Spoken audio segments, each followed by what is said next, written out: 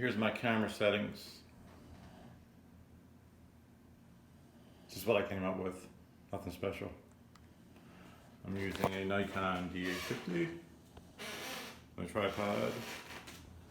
I have a Photex 70 Luna. Beauty dish, doesn't matter what light you use. The Godox AD200. Here we go. I'm also using the Godox trigger to trigger the flash. So basically what I'm doing is I set my camera on a timer so I can get in position, get focus, and I use my trigger to trigger the flash. And what I do is I click the button. I wait for it to go and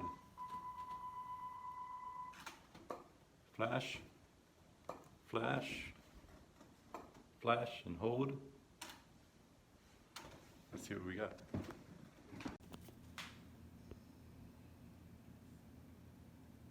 There you go.